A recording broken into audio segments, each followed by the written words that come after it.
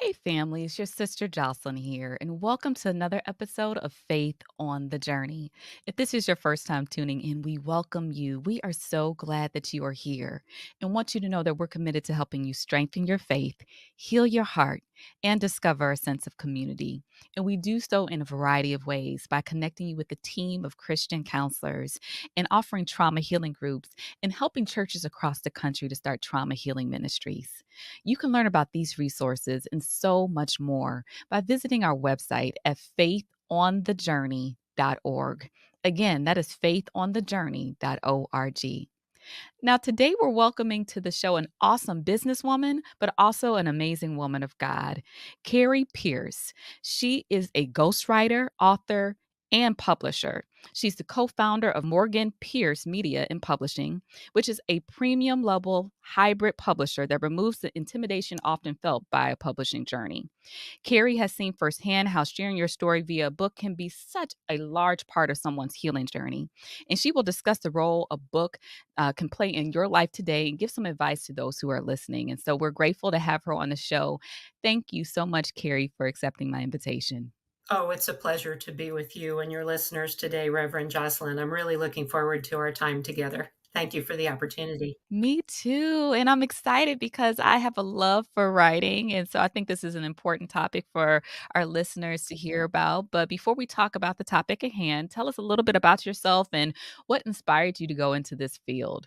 Well, you did such a lovely job in the introduction. I feel like you covered it all. I have written for 30 years. I've written thousands of health and beauty related articles for midlife women and men, and I've written children's books. I just feel that writing is so important. I've always been attracted to it. It's always spoken to me.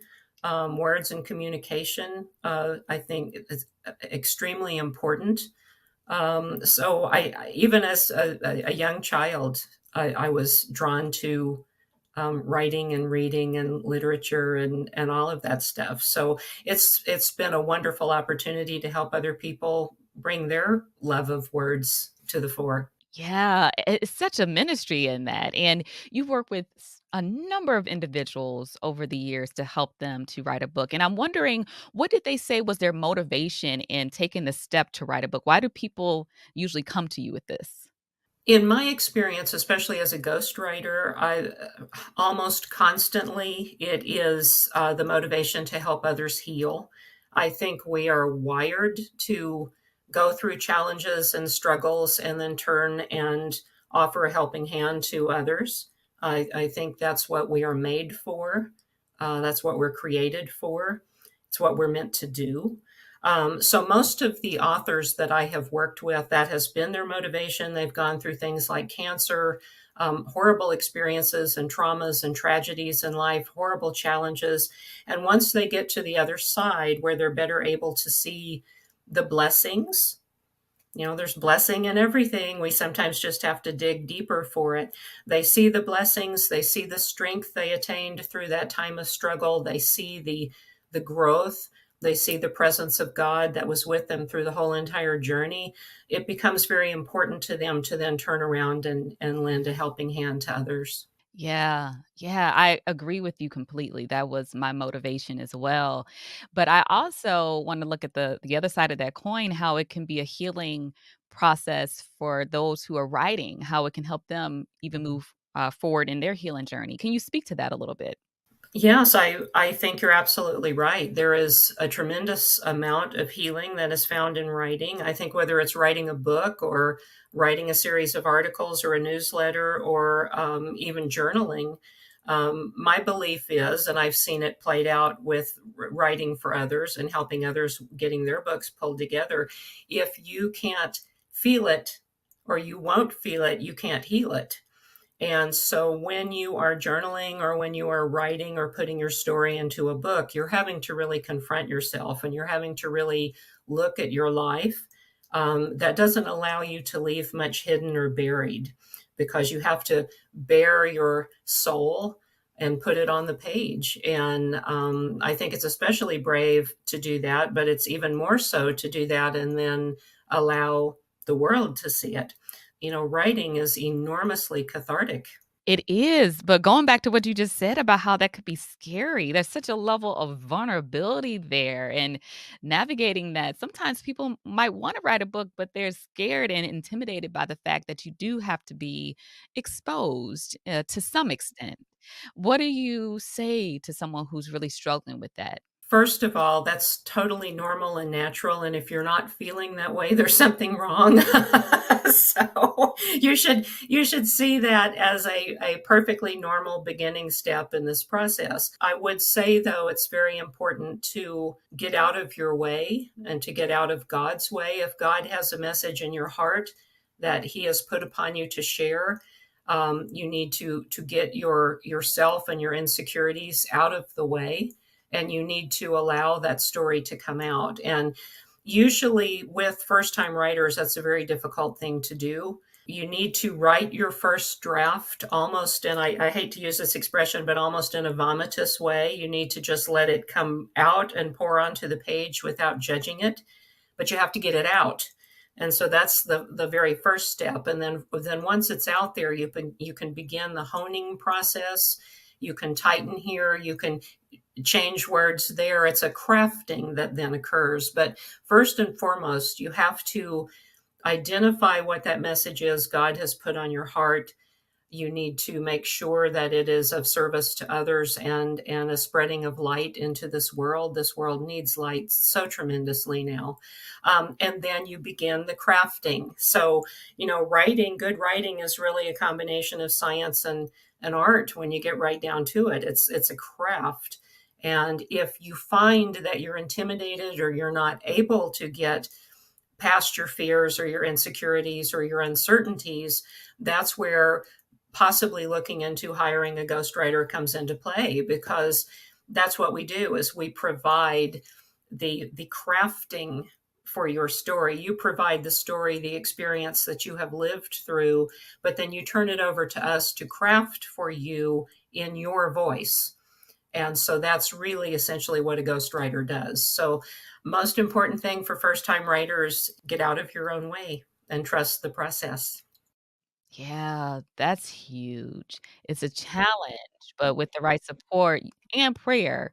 I love what you said around like God is trying to use you. It's bigger than you, right? And even when it comes to the shame that someone might feel. I feel like you touched on this a little bit, but not only shame, but pressure that you might feel from your family that we don't talk about what happened in the family. We don't talk about family secrets. Like that's something that if I talk about this in my book, I might upset a whole lot of people. This can hold people back from being open about their story. So, what advice do you give individuals if they're scared to share certain elements? Is there a way to do it tactfully, but still be truthful in your voice?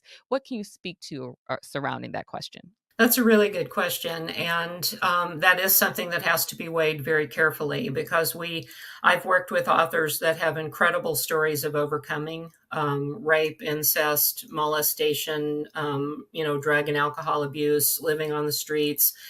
It needs to always be handled in a loving way. I mean, I know there are some people that write expose type books as punishment, or as getting their anger out at their family, or exposing a family dynamic that isn't healthy. So that's not necessarily the right reason. I mean, it's not my place to judge people's reasons, but most of the authors that I work with, again, are expressing as a way to heal themselves, to heal the family, the generational curses, whatever happens to be there in a family dynamic, and to help heal others. So, really, the most important thing to do is check your heart first and foremost, and find out why you really want to expose this, what your rationale is for doing so, and then I think it is important to question the impact on your other family members, because it can certainly cause some problems and cause a lot of shame. And shame is never a good thing. It's a very toxic emotion that I think keeps us from God and God's purpose. I would say that if you're writing a story that you feel is skirting a fine line, you can also fictionalize your story, or you can say that your story is based on certain factual events. So you don't have to come to the bearing of this family dynamic in a book that is nonfiction. You can fictionalize it.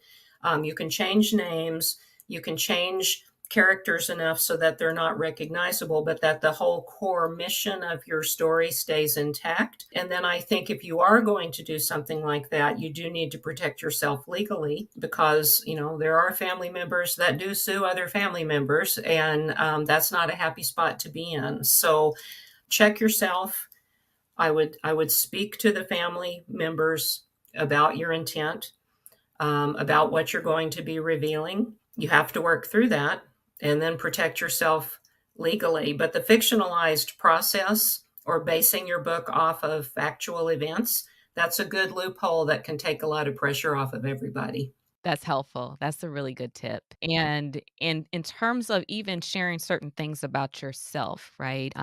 Knowing that you want to connect with your readers and have some level of vulnerability, but what's the balance between being vulnerable but not necessarily having to bear it all, or being so detailed that it could be traumatic to the reader? How do you help people balance that?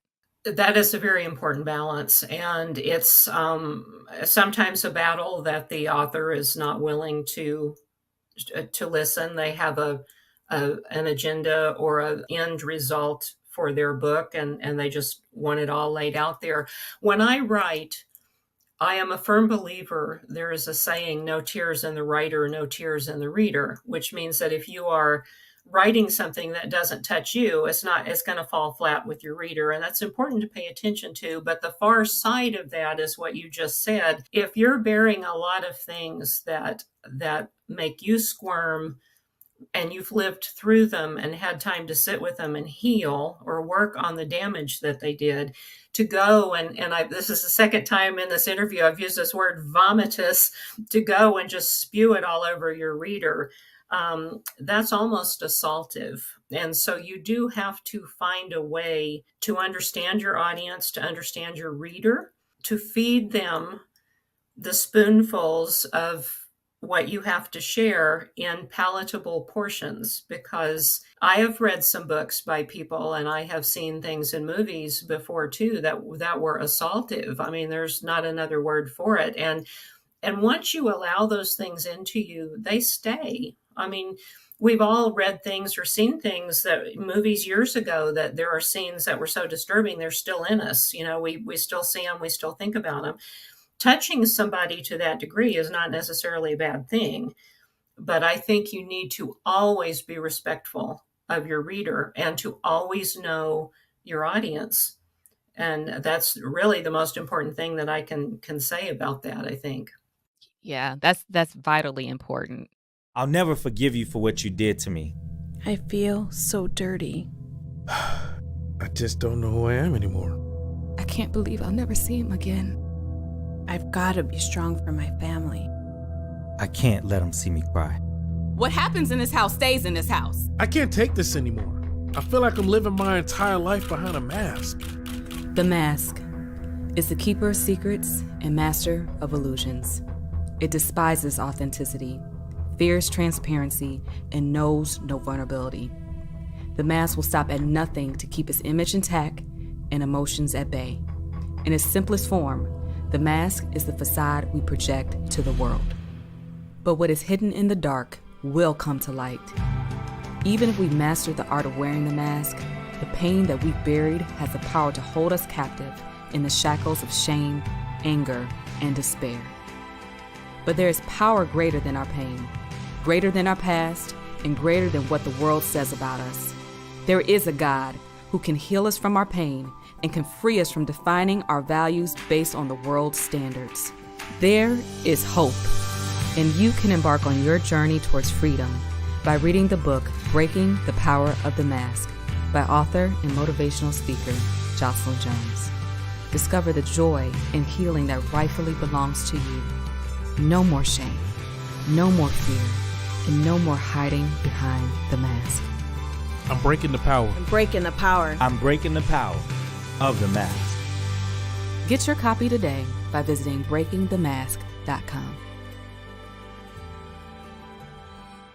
One word of advice that I got from my girlfriend who read my book before I released it. She said that we really want to be able to connect with our audience in a way where we're not talking as if we know it all, that we are like at a place of arrival and we're lecturing, but we're taking people on this journey with us, and they're able to connect. And so I thought that was helpful. And I would love for you to share some other tips around how to connect with your audience so that they're inspired to read and actually make it through the book, because you know that many people read chapter one, maybe two, but to get through a whole book, you got to connect with your audience. Yeah, that's very true, and that is the whole test, actually. And I think that's where prayer comes in and writing from your heart comes in, staying connected to your heart. And you do have to be very careful about coming across as being totally self-absorbed or lectury. Nobody likes that. Nobody wants that. I think we all have enough of that in our own personal lives or have had. And given the way today's world is feeling to a lot of people, they're looking for comfort, but that doesn't mean they want pablum. They're looking for gentleness. They're looking for love and compassion. They're looking for wholesomeness and purity. I think a lot of people are turning back to the TV shows of the 50s and 60s and 70s. I had a conversation with friends about this the other day, and I think they're also doing that with literature. They're turning away from these very graphic, self-absorptive pieces of writing. And the name of the game is, yes, they may read the first chapter, but you haven't won the game until they've finished the last chapter. And you want them finishing the last chapter with a sense of loss, that their time with you and your story is now over. And that's a hard thing to do. It requires crafting a thread on this end and pulling it all the way through your story, all the way to the very last word. And so you have to really have it in your heart what your message is that you really want to get across and convey. And I think the most important way to do that is to ask yourself, what is it I want this reader to feel with me? And what do I want this reader to feel about me when this book is over? And then carry that through your project from start to finish. That's extremely helpful. And Good. and Good. even knowing the focus of your book, I think is hard. And this is a personal struggle for me, who's someone who hopes to write many books over the years. Sometimes you have so many lessons inside of you, so many directions you can take this book, and people are not interested in reading 600-page books anymore. I mean, those overachievers might. So you can't put everything in this first book, right? And so helping people to decide which direction and focus so it can have a common thread. What words of advice would you offer someone pertaining to that? Well, I think that's where outlining comes into play. And, I remember how boring I thought sentence structure was in literature in junior high and high school, and outlining. I just thought, I just want to write. Why do I have to make an outline? This is so boring, and it's taking all the passion out of my writing process. But I think, and you bring up an excellent point. You very well may have more than one book in you, and there's a strong possibility you may have a series of books in you. So you don't want to just dump everything that you have learned about life in one book. And so you do want to outline. That doesn't mean your writing needs to come across as sterile and cobbled together and all of this stuff, but you at least need to know the direction you're heading, because you're the tour guide. When you are writing a book, you are inviting people on a journey with you, and it's your responsibility to take them on that journey, to make sure they get from one camp to the next safely and comfortably, to make sure that you have interesting conversation with them as you're sitting around the campfire, at night, so to speak. It's like a little safari that you're taking these people on in your story, and you need to have the map. Because if you are the tour guide and you don't have your map, then everybody's in trouble. But I do feel it's very important to question, do I have just one book here? Or do I have two? Or maybe do I have a series about a certain topic that could really go forth and heal and help a lot of people? Yeah, yeah, asking that question is important, and the outline is a good starting point. You can possibly change it along the way. You'll probably have revisions along the way, but I agree with you wholeheartedly that you need that map as you move forward. And I love the analogy of sitting around the campfire like a safari and just, talking with people, taking them on the journey. And it kind of reminded me around the importance of knowing your voice, right? How do you want to show up in your book? Is it something where it's like a conversation, like girlfriends, "Hey, Carrie, hey, girl," or whatever, and it was very conversational, it's fun, or you wanna have a different tone in your book, and so how do you help, authors to determine the voice that they wanna have in their book? The best piece of advice I was ever given, and I use this every time I write, whether it's an article or whether it's a book or something like that, think about the person that you are wanting to connect with and that you think your project will resonate with and will help. Really think about their details. What do they like to eat? How do they look? What do they drive? What color hair do they have? Go into all of that almost like you're creating a character in your book. Put great detail into it. And then put them on a chair in front of you in your mind, and then as you write in your book, you are writing to them. It's like you're communicating just to them. And that will help you get to a place where if you start to say something that doesn't resonate with them and you start to get off track, and you can feel it, it will pull you back, and it will save you from going down a lot of rabbit holes. And I work on all sorts of different writing projects at the same time, and I have a different person on that chair in front of me for each one.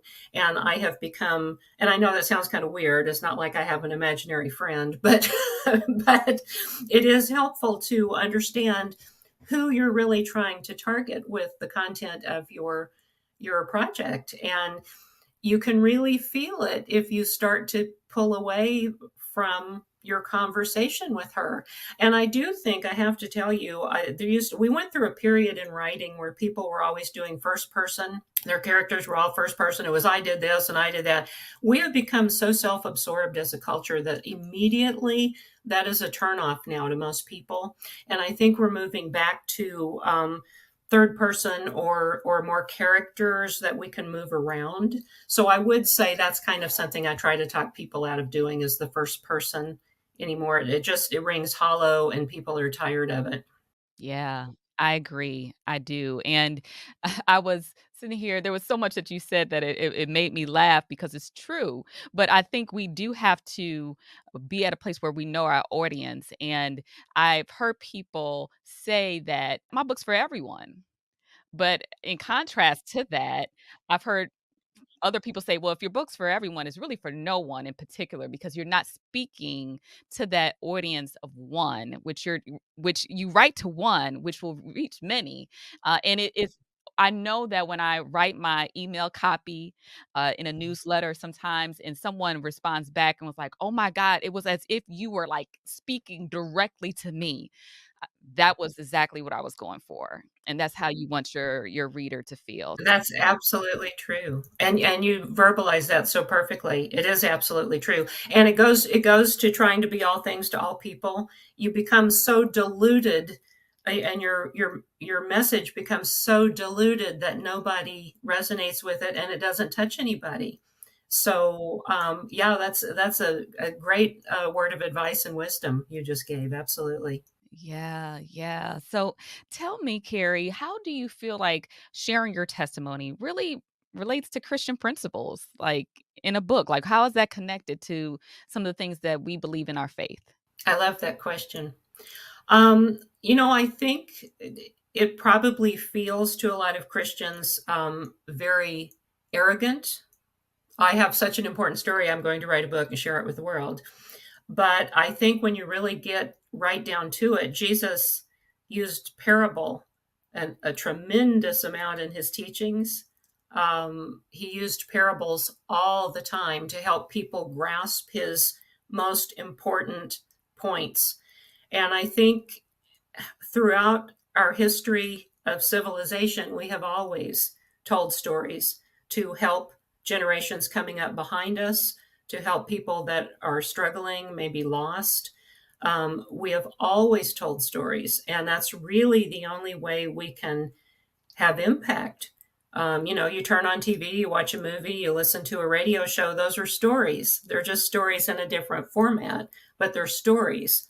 And, we tell stories again, like we've talked about. There are generations out there around the world for centuries that conveyed their culture around campfires verbally through the telling of stories. So I think it ties in beautifully with Christian faith. Again, it goes back to what the intent of your story actually is, and what is actually in your heart that's making you want to tell that story. And I think if your heart is coming from a pure place and God has put this message on your heart that you need to share it, then you have an obligation, especially in today's dark world, to get a light-filled message and story out there. And Reverend Jocelyn, I've got to tell you, now more than ever, I feel it is vitally important for Christian voices to stand up and shout out and be heard. And I think now more than ever, it is imperative that if there is a message of light or healing or peace or hope out there to be shared, we must stand and share it.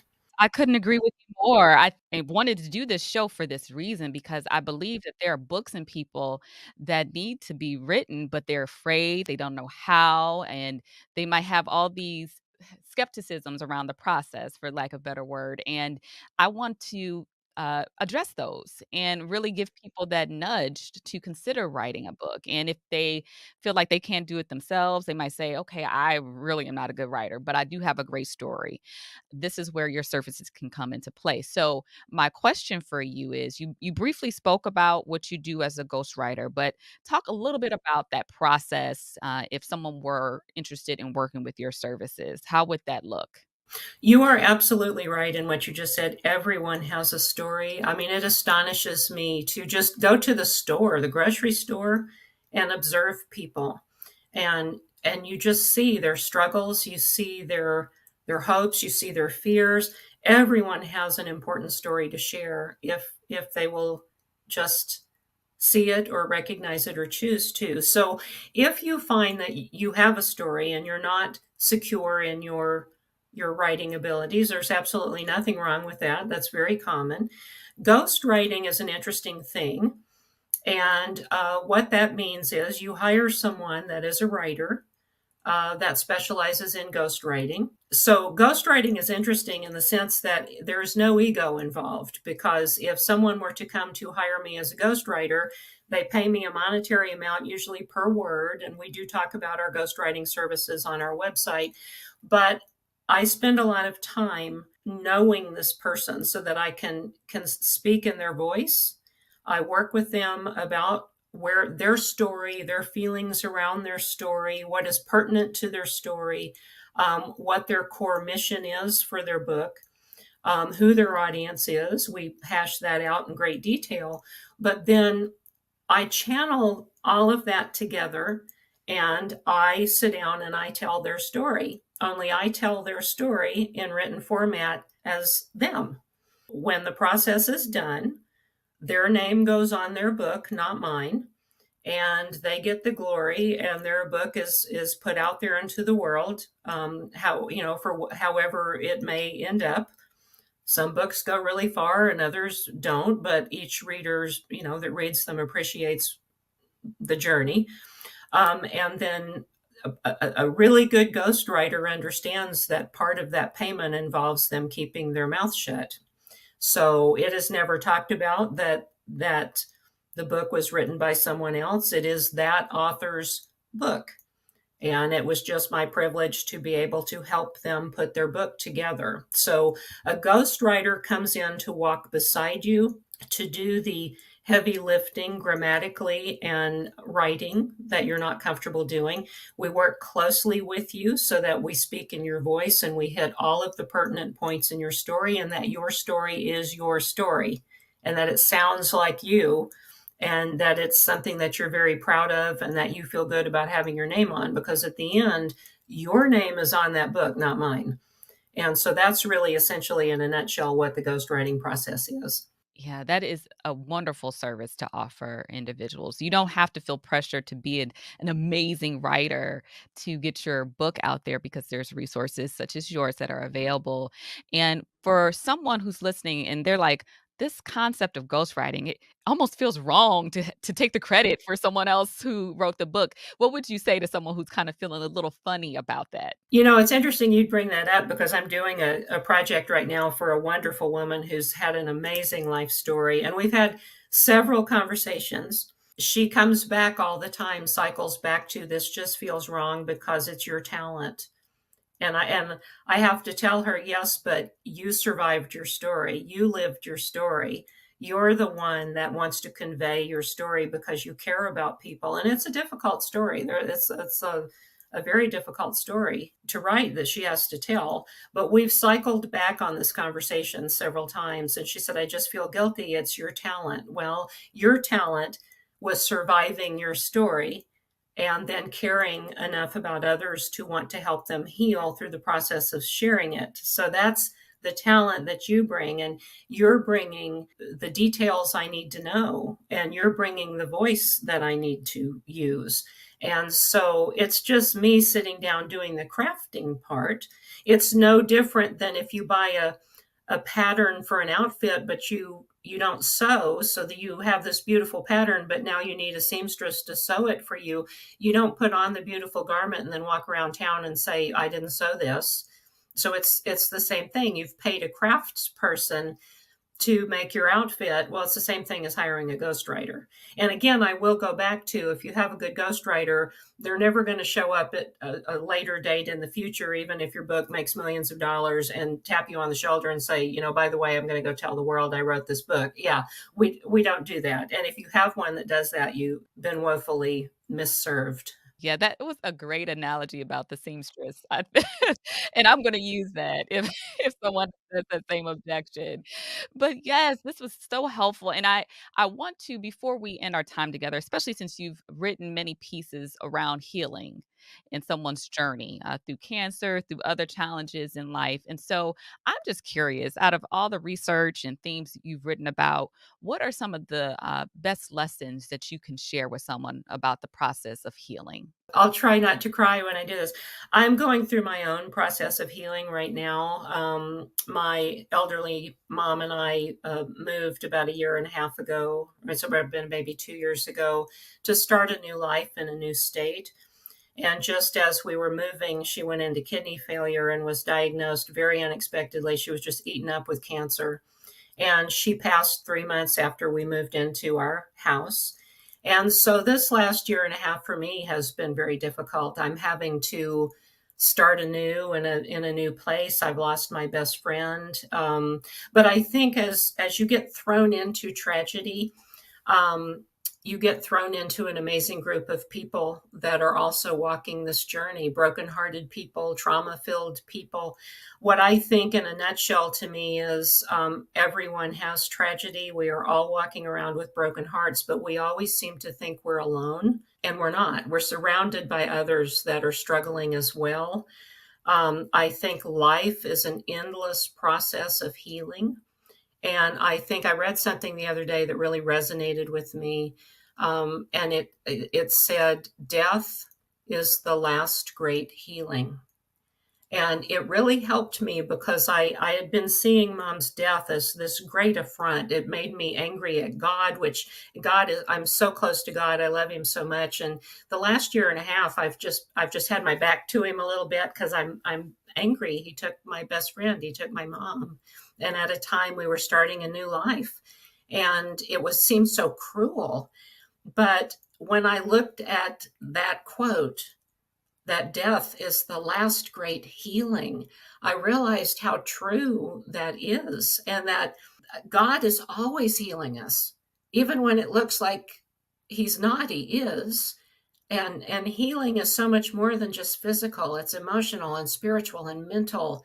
And that's why we're here. All of this healing and the breaking of of past traumas and generational things and becoming more and more whole. I mean, we're transcending, and our whole mission is to become more like him. And I think we're all moving toward our personal resurrections. If I hope it doesn't sound irreverent to say. That's right. And I appreciate your vulnerability, and my heart goes out to you in sharing that. But I know that God is really using you in this time, and I just appreciate you encouraging others through your pain. But yeah, thank you for sharing. And I just love the work that you're doing. I love your passion around this, and I just want to encourage people to connect with you if they're considering writing a book. And if you could share, what's the best way for people to reach you? Well, the website, and my business partner is Sandra Morgan. So it's morganpiercemediapublishing.com. And then you can also just email me directly at Carrie, which is spelled Carrie, at morganpiercemediapublishing.com. I'd be happy to connect with you. Our website is just filled with all sorts of information. We explain the processes to you, the different things that we do. And I think what sets us apart is even when we do reject a manuscript, we do so in a loving way, and we give free feedback, as to so that we're not just rejecting. We're giving you important feedback to help you further down the line get accepted, and not very many companies do that. You just get a form letter that's a horrible rejection letter, and it just makes you feel horrible for 2 weeks. And we try very hard not to do that. But we do also offer a lot of other services that most authors, especially new authors, don't realize they need, which is like the marketing that comes after. The writing's the hard thing, but the marketing and selling your book is even harder. So, Yes, ma'am. Well, I encourage everyone to just check out your website and just follow up and even inquire about the resources that are available. But I thank you for this rich conversation, Carrie. I enjoyed talking with you today. thank you. I loved our time together, and I really appreciate the opportunity. It was a joy.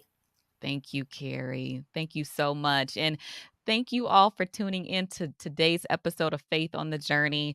I was taking notes. I hope you were too. And if you are thinking about writing a book, please take this information to heart and act on it today. Someone needs to hear your message, your testimony. And if you enjoyed today's episode, please leave a 5-star review. Write a testimony on Apple Podcasts. That really means a lot to me to let me know that we need to continue this work because we're helping people to heal and live out God's call in their life. Also, if you want to watch things on YouTube, we're available there. Please subscribe. And if you are looking for healing resources, you can check out our website at faithonthejourney.org. Again, that is faithonthejourney.org. So that's it for today's episode. Thank you all for tuning in. And until next time, you keep your faith on the journey.